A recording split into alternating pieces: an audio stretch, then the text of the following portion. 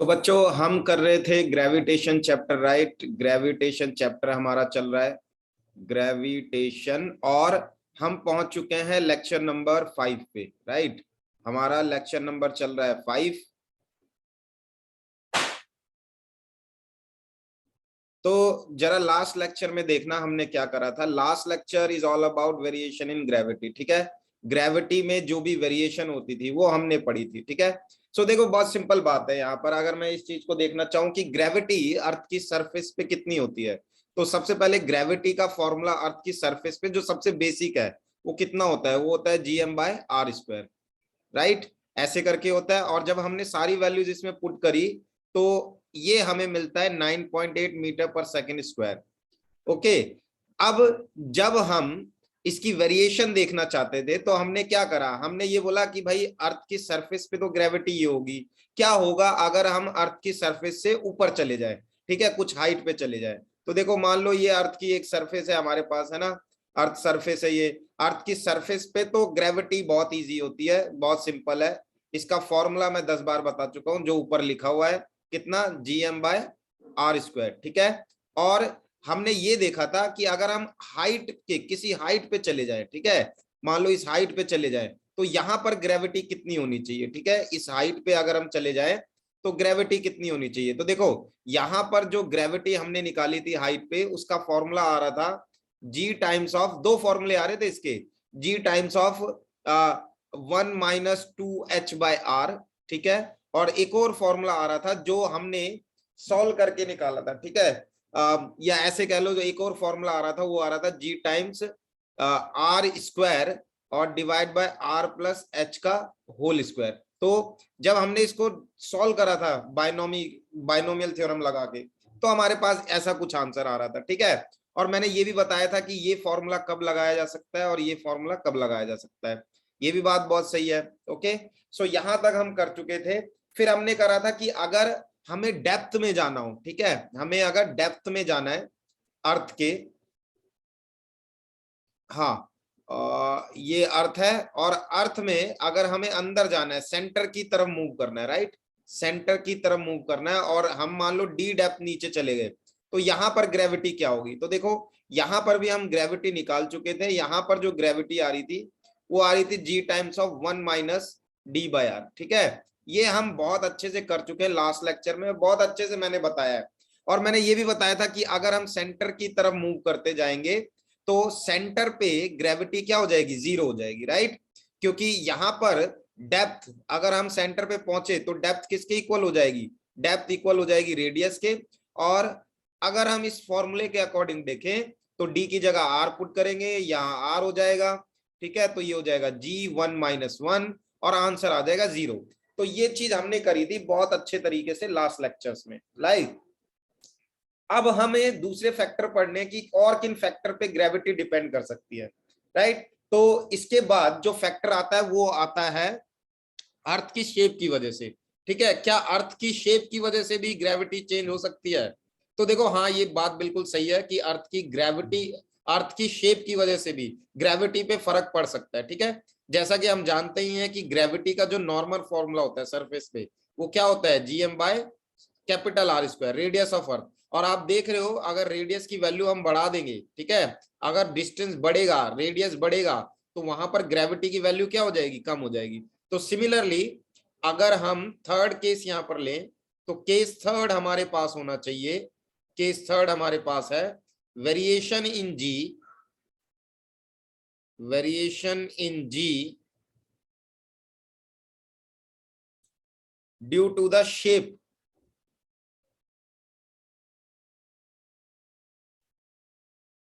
Of earth, right. और इसको समझाने के लिए देखो मैंने ना एक्चुअली एक फिगर भी यहाँ पर दिखा रखा है। देखो जो अर्थ की शेप होती है एक्चुअली वो बिल्कुल राउंड या स्फेरिकल नहीं होती, वो थोड़ी सी ओवल होती है। देखो इस तरीके से ओवल शेप की होती है यार, ठीक है, ओवल शेप अर्थ। तो इस टाइप की अर्थ होती है, दिख रहा होगा। अच्छा यहाँ पर अगर मैं देखना चाहूं तो यहाँ पर पोल कहाँ होता है, देखो पोल ना यहाँ कहीं होता है, ये है, इस चीज को हम कहते हैं पोल, ये है हमारा पोल, ठीक है। और इक्वेटर कहाँ होता है, इक्वेटर यहाँ होता है, देखो यहाँ कहीं इक्वेटर होता है, ठीक है, तुम ऐसे भी समझ सकते हो कि अगर मैं इस पे एक ग्राफ बनाने की कोशिश करूं तो देखो ग्राफ की एक्सिस कुछ ऐसी जाएगी, है ना, ऐसे जाएगी और ऐसे जाएगी, ये देखो। तो एक्सट्रीम एक्स एक्सिस पे जो पॉइंट लाई करता है वो इक्वेटर होता है, और जो वाई एक्सिस पे एक्सट्रीम पॉइंट होता है वो क्या होता है, पोल होता है। अब देखो यहाँ पर ना बहुत सिंपली मैं एक चीज तो समझ सकता हूं कि यहाँ पर ये जो अर्थ का सेंटर है, ठीक है, इससे ये वाली डिस्टेंस जो कि मैं कह रहा हूं रेडियस ऑफ अर्थ इक्वेटर के केस में, ठीक है, इतनी होगी, और रेडियस ऑफ अर्थ अगर पोल से ली जाए तो इतनी है, राइट। और अगर मैं यहाँ पर देखना चाहूं कि कौन सी रेडियस ज्यादा है, तो देखो आपको डायग्राम के थ्रू बहुत इजीली समझ में आ रहा है कि यहाँ पर इक्वेटर का जो डिस्टेंस है अर्थ के सेंटर से वो ज्यादा है, ठीक है, किसके कंपैरिजन में, पोल के कंपैरिजन में, ठीक है। और अभी मैंने यहाँ पर बताया था कि अगर रेडियस की वैल्यू क्या हो जाए, अगर रेडियस की वैल्यू ज्यादा हो जाती है तो वहां पर ग्रेविटी क्या हो जाती है, कम हो जाती है। तो हम देख सकते हैं यहाँ पर कि रेडियस सेंटर से, अर्थ के सेंटर से इक्वेटर का जो डिस्टेंस है वो ज्यादा है, ठीक है। तो डेफिनेटली अगर ज्यादा डिस्टेंस है तो वहां पर ग्रेविटी क्या होने वाली है, कम होने वाली है। तो इक्वेटर पे ग्रेविटी कम होती है किसके कंपैरिजन में, पोल के कंपैरिजन में। ये हम बहुत सिंपली समझ सकते हैं इस चीज को, ठीक है। तो अर्थ के शेप पे भी डिपेंड कर जाता है ग्रेविटी की वेरिएशन, ओके। तो अगर एग्जाम में आपसे कोई पूछे कि क्या होता है ग्रेविटी, अगर पोल और इक्वेटर पे ग्रेविटी की कंपैरिजन पूछे और ये पूछे कि कहां पर ग्रेविटी की वैल्यू क्या है, ज्यादा है, तो आप सिंपल बोलोगे पोल पे ग्रेविटी की वैल्यू क्या होगी, ज्यादा होगी, क्योंकि ओवल शेप की वजह से सेंटर से उसका डिस्टेंस क्या होगा, पोल का कम है। ओके, सो ये तो हो गया शेप की वजह से वेरिएशन, राइट, शेप की वजह से वेरिएशन। चलो अब लास्ट टाइप की एक वेरिएशन है जो ग्रेविटी में वेरिएशन ला सकती है, वो है अर्थ की रोटेशन, ठीक है। क्या है, अर्थ की रोटेशन। तो यहां पर फोर्थ केस है, fourth case rotation, variation in जी, देखो वेरिएशन इन जी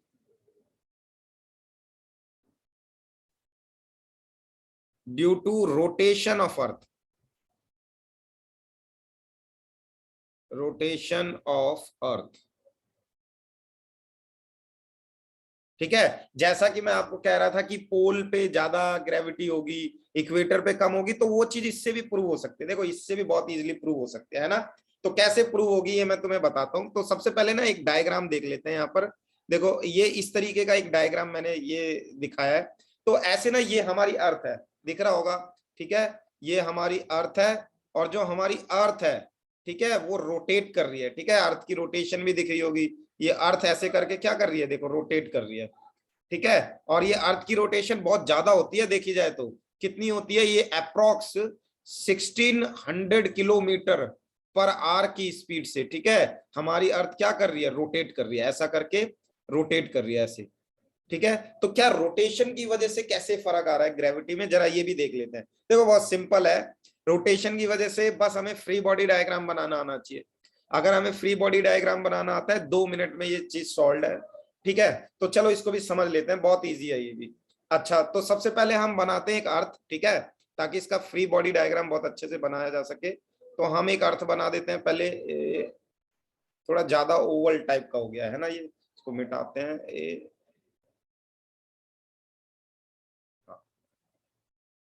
तो यहां तुम्हें दिख रही होगी ये हमारी अर्थ है, ठीक है।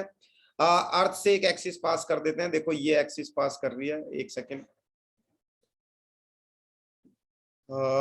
ये एक्सिस पास कर रही है, ठीक है, एक ये एक्सिस मान लेते हैं और एक ये एक्सिस मान लेते हैं, ये देखो इस तरीके से, ठीक है। अब सबसे पहले मुझे ये बात बताओ कि हम अर्थ पे रहते कहाँ हैं, हम अर्थ पे सरफेस पे रहते हैं, राइट। या तो कोई इंसान यहाँ रहेगा, ठीक है, अर्थ की सरफेस यही तो होगी, या कोई इंसान यहाँ रहेगा, देखो यहाँ पर, ठीक है, मतलब हम यहाँ अर्थ की सरफेस पे रहते हैं, हम अर्थ के अंदर नहीं रहते हैं, ठीक है, अर्थ की सरफेस पे है सारे के सारे।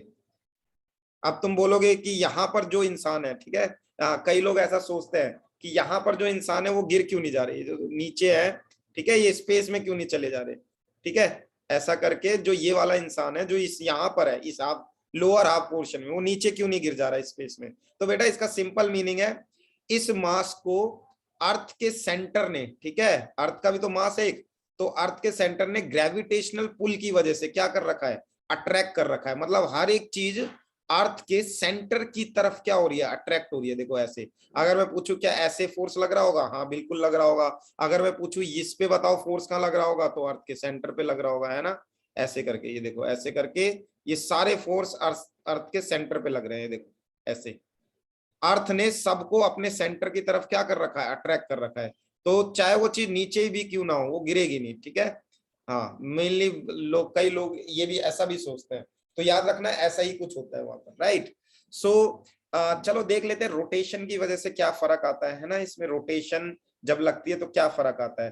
तो मान लो रामू यहाँ खड़ा है, ठीक है, हम समझ सकते हैं। मान लो ये रामू है, हमारा बहुत स्पेशल कैरेक्टर है रामू, ठीक है। रामू यहाँ अर्थ पे खड़ा है, और रामू की ये, रामू का क्योंकि एक वेट होगा, ठीक है, एक मास होगा, तो रामू भी अट्रैक्ट हो रहा है कहां पर, अर्थ के सेंटर की तरफ, देख रहे हो, अर्थ के सेंटर की तरफ अट्रैक्ट हो रहा है। तो इस डायग्राम में तो थोड़ी खिचड़ी पक गई है, थोड़ा अलग से डायग्राम बना देते हैं ताकि इजी हो जाए उसको समझना, राइट। चलो फिर से एक डायग्राम बनाते हैं और इसको अच्छे से समझते हैं। हाँ तो ये रही हमारी अर्थ, ठीक है, वेल डन, ये हो गई हमारी अर्थ। चलो ये बना लेते हैं हमारी ज्योग्राफिक एक्सिस, ठीक है। यहाँ तो आप जानते ही हो कि यहाँ पर क्या होता है, हाँ भाई क्या होता है यहाँ पर, यहाँ पर होता है पोल, ठीक है। और यहाँ पर क्या होता है, यहाँ पर होता है इक्वेटर, देखो यहाँ पर होता है इक्वेटर, ठीक है। और हम यहाँ कहीं कहीं पर भी हो सकते हैं ना, अर्थ पे हम किसी भी पोजीशन पे हो सकते हैं। तो मान लो एक इंसान अर्थ की पोजीशन यहाँ खड़ा हुआ है, ठीक है, यहाँ, और उस इंसान को मैंने, उस ऑब्जेक्ट को मैंने ऐसे बनाया, ठीक है। इसका मास कितना है, इसका मास m है, राइट। ऐसे करके इसका मास m है। हाँ अब जरा ध्यान से देखना, अर्थ का सेंटर यहाँ कहीं होगा, ठीक है। तो अर्थ क्या कर रही होगी बताओ जल्दी से, अर्थ इसको अपनी तरफ क्या कर रही है, देखो ऐसे करके ग्रेविटेशनल पुल लगा रही है सेंटर की तरफ, ठीक है, ऐसे करके अट्रैक्ट कर रखी है। तो अर्थ का ये जो रेडियस है ये कितना होगा, ये रेडियस r होगा, ठीक है। ये एंगल कितना मान लेते हैं, थीटा मान लेते हैं। तो बेटा अर्थ ने इसको अपनी तरफ क्या कर रखा है, अट्रैक्ट कर रखा है। अच्छा, अर्थ की अट्रैक्शन को ही तो वेट कहते हैं, ठीक है। मतलब अर्थ ने इसको अपनी तरफ पुल कर रखा है, और जिस फोर्स से पुल कर रखा है उसको हम कहते थे वेट, ठीक है। तो इसका वेट अर्थ के सेंटर की तरफ लग रहा है, ठीक है। अर्थ हम सबको जो खींचती है उसी वजह से वेट आता है हमारा, राइट। ऐसे करके अब मान लो ये एंगल थीटा है, तो देखो इसको मैं अगर आगे एक्सटेंड करूं ऐसे करके, इस लाइन को अगर आगे एक्सटेंड करूं और इसको थोड़ा ऐसे बना देते हैं, ये देखो ऐसे करके, तो बेटा ये भी कितना एंगल हो जाएगा, थीटा एंगल हो जाएगा, है ना, ये थीटा एंगल हो जाएगा, सही बात है। अब एक बात बताओ, अर्थ अपनी पोजीशन पे क्या कर रही है, अर्थ अपनी इसी एक्सिस पे क्या कर रही है, रोटेट कर रही है ना। ऐसे करके अर्थ रोटेशन लगा रही है, देखो ऐसे करके अर्थ क्या कर रही है, रोटेट कर रही है, ओके। अच्छा, जब भी अर्थ रोटेट करती है तो उसका हर एक पार्ट रोटेट करेगा, है ना।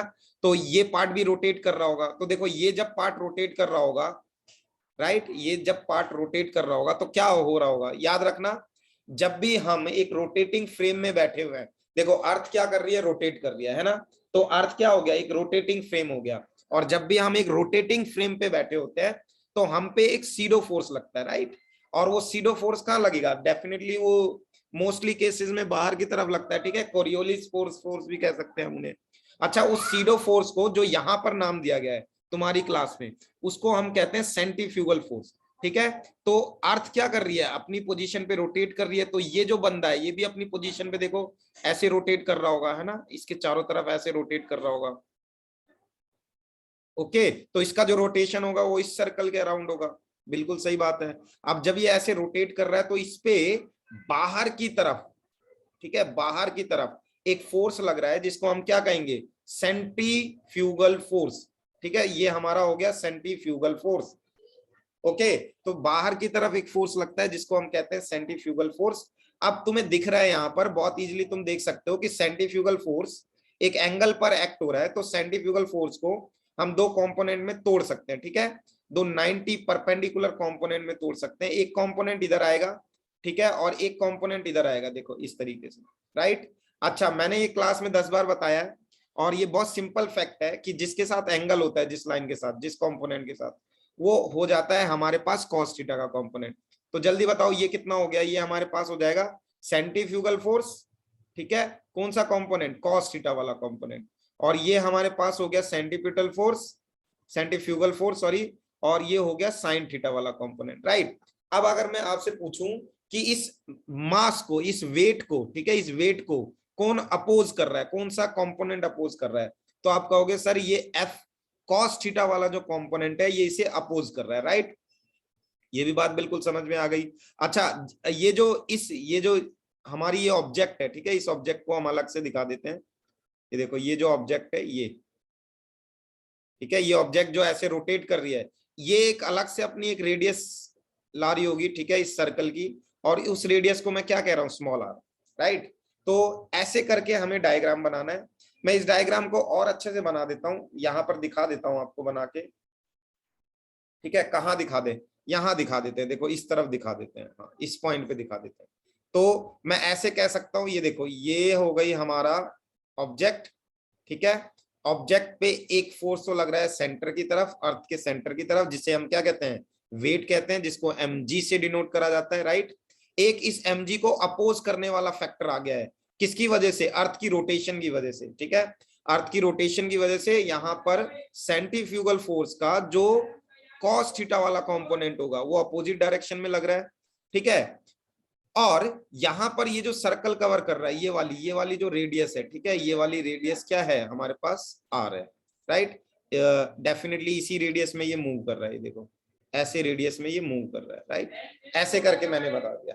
अब एक बात मैं आपसे पूछना चाहता हूं बच्चों, कि अगर सेंट्रीफ्यूगल फोर्स बाहर हो गया तो हम बाहर जाके गिरेंगे अर्थ के, है ना, हम स्पेस में कहीं जाके गिरेंगे, क्या ऐसा हो रहा है, हम तो अर्थ से चिपके ही हुए हैं ना। इसका मतलब कौन सा कंपोनेंट यहाँ पर ज्यादा है, डेफिनेटली यहाँ पर हमारा वेट ज्यादा है, किसके कंपैरिजन में, सेंट्रीफ्यूगल फोर्स के कंपैरिजन में, ठीक है। तो यहाँ पर जो हमारा नेट फोर्स आ रहा है, नेट वेट आ रहा है, ठीक है, वो नेट वेट कहां पर आ रहा है, वो नेट वेट आ रहा है toward the centre of the earth, ठीक है।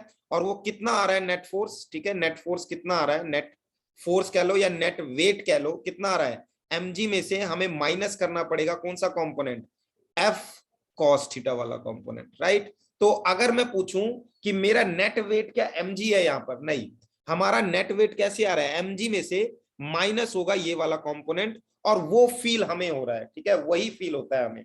तो यहां पर मैं कह सकता हूं कि जो हमारा नेट वेट है, ठीक है, नेट वेट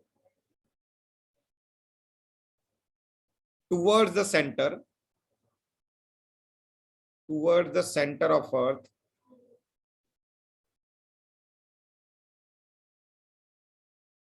कितना होगा। तो मान लो नेट वेट हमारा mg डैश है, ठीक है, और ये आ कैसे रहा था, क्योंकि हमारे एक्चुअल वेट में से रोटेशन की वजह से एक कंपोनेंट माइनस हो रहा था, और वो कौन सा था, सेंट्रीफ्यूगल फोर्स कॉस थीटा वाला, ठीक है, कॉस थीटा वाला कंपोनेंट। तो इसको अब हमें सॉल्व करना है, देखो इसको अब हमें सॉल्व करना है। तो सबसे पहले बात कर लेते हैं सेंट्रीफ्यूगल फोर्स की। तो देखो सेंट्रीफ्यूगल फोर्स और सेंट्रीपिटल फोर्स दोनों का फॉर्मूला सेम होता है, ठीक है।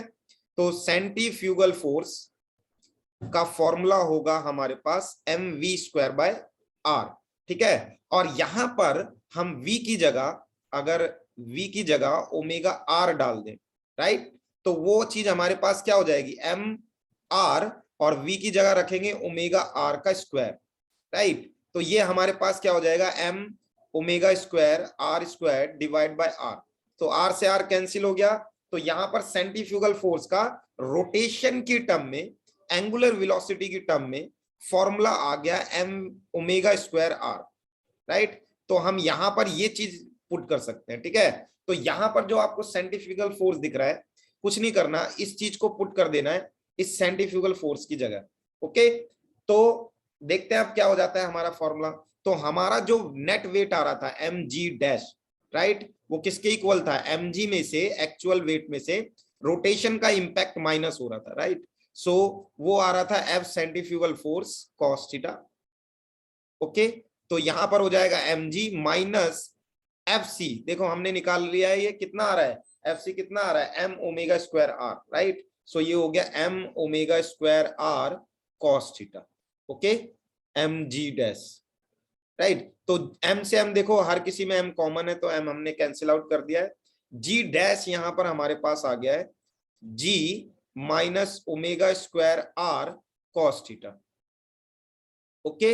ये देखो इस तरीके से आ रहा है, लेकिन यहां पर भी एक चीज ध्यान रखनी है कि देखो यहां पर ये जो आर गिवन है, ठीक है, ये जो हमारी पोजीशन है, ये तो कोई भी एक रैंडम पोजीशन हो सकती है ना अर्थ पे।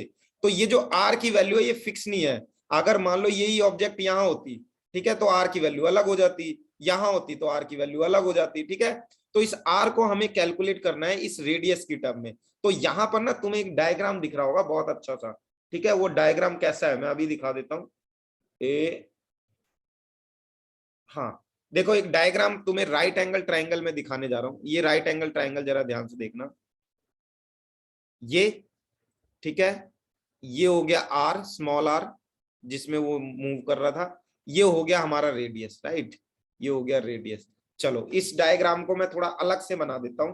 तो देखो ऐसे बन रहा था हमारे पास, कैसे बन रहा था, ये जो चीज है, ठीक है, ये चीज हमारे पास किसके इक्वल थी, आर की इक्वल। और ये चीज किसके इक्वल थी, ये तो सेंटर की तरफ जा रहा था अर्थ के, तो ये एक्चुअल रेडियस है अर्थ की, राइट। और ये चीज ऐसे जा रही थी, ओके। तो अगर मैं यहां से और ये एंगल थीटा था, देखो ये वाला यहां पर एंगल थीटा था। एक सेकेंड,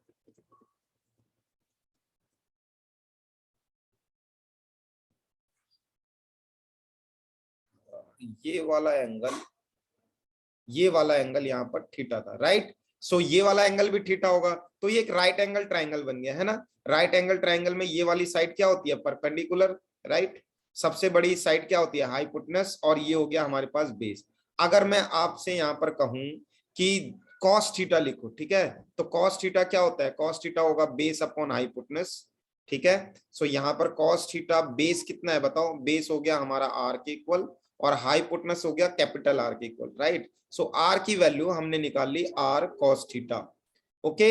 इस आर कॉस थीटा को यहां पर हम रिप्लेस करेंगे, ये दिख रहा है, आर कॉस थीटा को इसकी जगह हम रिप्लेस कर देंगे, तो ग्रेविटी हमारे रेडियस की टर्म्स में आ जाएगी, राइट। सो अगर हम इसको रिप्लेस करेंगे तो हमारे पास जी डैश क्या हो जाएगा, जी डैश हमारे पास हो जाएगा जी ओमेगा स्क्वायर, आर की जगह हम रख सकते हैं कैपिटल आर कॉस थीटा, और एक कॉस थीटा और था, ठीक है। ये देखो इस आर की जगह हमने क्या रखा है, आर कॉस थीटा रखा है यहाँ पर, आर कॉस थीटा, और एक कॉस थीटा और है यहाँ पर। तो जल्दी बताओ क्या हो जाएगा, हमारा फाइनल आंसर आ गया जी dash equal to ji minus omega square are cos square theta, right. तो ये आ गई हमारी ग्रेविटी, ठीक है। ग्रेविटी किसके टर्म में, ग्रेविटी अगर वेरी करेगी तो रोटेशन की टर्म में इस फॉर्मूले के अकॉर्डिंग वेरी करती है। तो देखो बहुत सिंपल सी चीज है ये, ठीक है। अब मैंने तुम्हें इस फॉर्मूले का यूज देख लेते हैं। मैंने तुम्हें बताया था देखो इस तरीके से कि हमारी अर्थ ऐसे कुछ होती है ना, और यहां पर कहीं पर ये देखो, यहां पर कहीं पर होता है पोल, ठीक है, और यहां पर कहीं पर होता है इक्वेटर, ओके। और हमने ये एंगल लिया था थीटा, राइट, ये एंगल हमने लिया था थीटा।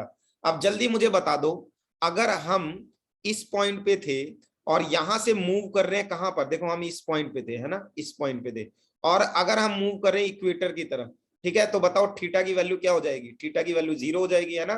तो at equator, at equator theta कितना होता है, थीटा होता है 0 डिग्री, राइट।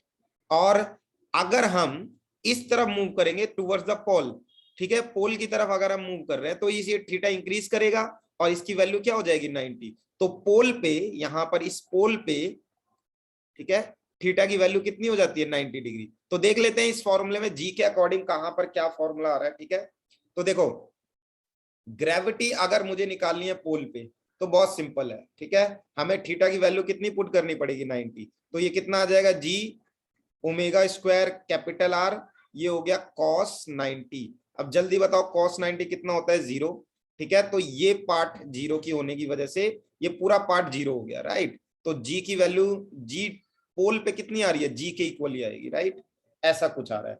अगर वहीं मैं देखूं जी इक्वेटर पे कितनी होगी, ठीक है, ग्रेविटी इक्वेटर पे कितनी है, तो फॉर्मूला यहीं लगाएंगे, देखो ऐसे करके ही फॉर्मूला लगाएंगे ना, और यहाँ पर थीटा की जगह क्या रखेंगे, 0 डिग्री। कॉस 0 कितना होता है, 1 होता है। तो अल्टीमेट हमारे पास आंसर कितना बचेगा, ओमेगा स्क्वायर आर, ठीक है। तो यहां पर तुम्हें दिख रहा होगा कि कहां पर ग्रेविटी ज्यादा है, राइट। तो ग्रेविटी पोल पे ज्यादा है, पोल पे ज्यादा है, किसके कंपैरिजन में, इक्वेटर के कंपैरिजन में। और ये प्रूव हो रहा था अर्थ की शेप की वजह से भी, ओके, अर्थ की शेप की वजह से भी हमने कुछ ऐसा ही प्रूव करा था, ठीक है। और कितना कम हो रहा है। देखो पोल और इक्वेटर पे अगर देखें ग्रेविटी में कितना डिफरेंस आ रहा है, तो वो डिफरेंस तुम्हें यहाँ पर दिख रहा होगा बहुत इजीली, ओमेगा स्क्वायर आर का डिफरेंस आ रहा है ना।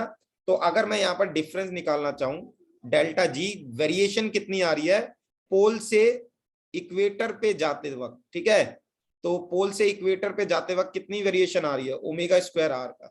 तो यहां पर देखो बहुत क्लियरली पता चल रहा है कि अगर रोटेशन है, अगर ओमेगा है तो ग्रेविटी पे फर्क पड़ता है, तो अर्थ की रोटेशन की वजह से भी फर्क पड़ता है। तो यहां तक हमारा चैप्टर था, यहां तक हमारा टॉपिक था variation in G due to the different components, ठीक है, ड्यू टू डिफरेंट केसेस कह लो इस चीज को, बहुत इजीली हमने करा। तो देखो बहुत सारी चीजें हमने कर ली है और आई होप आपको ये लेक्चर समझ में आया होगा, ठीक है। अगर कोई डाउट है तो कमेंट सेक्शन में लिख देना कि सर ये डाउट है, मैं समझाने की कोशिश करूंगा। ओके, तो वेरिएशन पार्ट हमने कवर कर लिया है। अब जो नेक्स्ट पार्ट होगा वो होगा न्यूमेरिकल, ठीक है। इस चैप्टर के जहां तक हमने कॉन्सेप्ट कवर करे हैं वो सारे न्यूमेरिकल हम कवर करेंगे। चलो ओके, नेक्स्ट लेक्चर होगा न्यूमेरिकल। ओके।